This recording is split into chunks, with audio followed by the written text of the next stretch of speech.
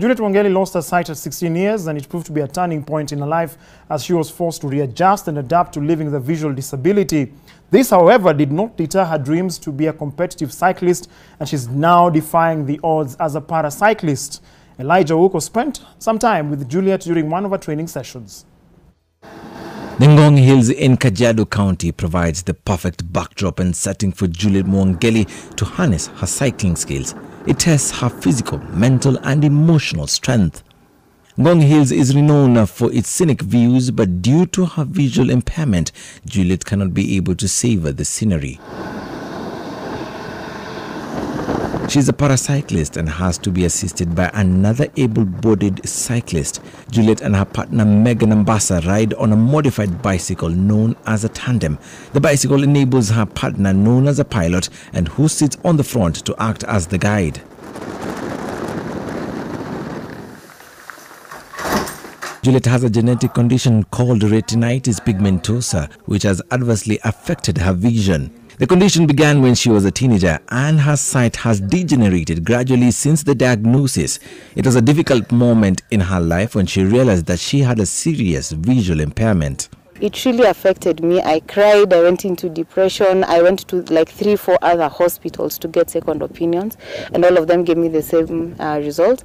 And after a while of crying and depression and acceptance, eventually I went for rehabilitation at the Society for the Blind. Cycling handed her a lifeline. It was never in her plans, and she took an interest just 2 years ago when she met another paracyclist. I met someone who was born totally blind, Deno. He's a musician, and he told me that I was fortunate to have seen even my mother. He was born and he's never seen his mother. So that statement right there changed my perception on everything. I accepted myself and I started my life as a person with disability with full embrace. In like 50 meters we have a bump. Okay. She was a natural on the bike. It was difficult in the initial stages, but her enthusiasm to challenge herself fueled her passion. I met a friend who was totally blind, and he told me he cycles, and I asked him, how do you do that and you're blind?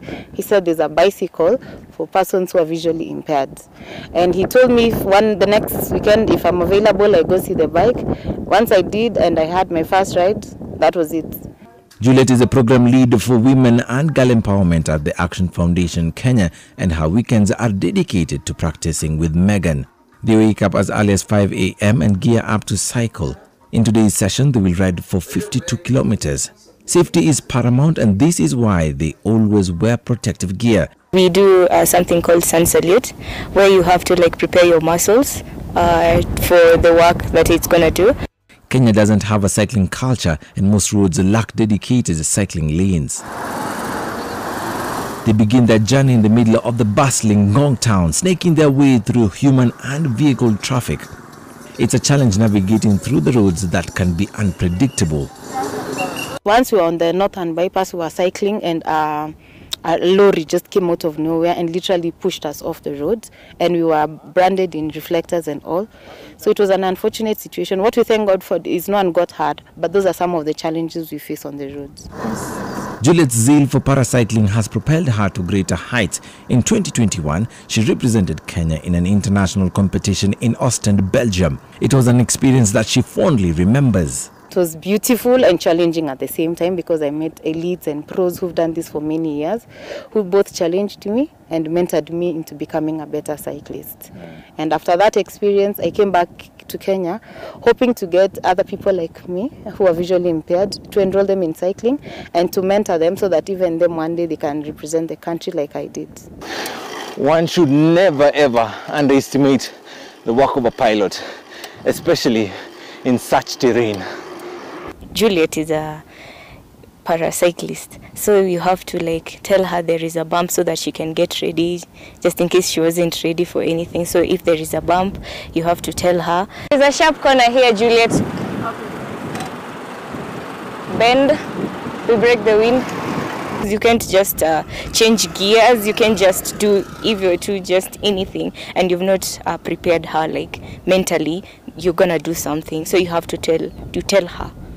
Juliet qualified for the 2022 Commonwealth Games in Birmingham in the United Kingdom, but she opted out due to work commitments. She, however, takes part in local races when she is available and recently featured in the Nairobi Grand Bike Race where she finished second. I wish to inspire them by showing them that there is opportunity for persons with visual impairment and persons with disabilities at large, by showing them that if I can do it, they can also do it, and to ask them to take advantage of opportunities such as this, and to make ourselves known and seen that yes, we are also able, though able differently. Juliet hopes to inspire other visually impaired people who are passionate about cycling to get the courage to hop on a bike and enjoy the ride. Elijah Oko, NTV Sports.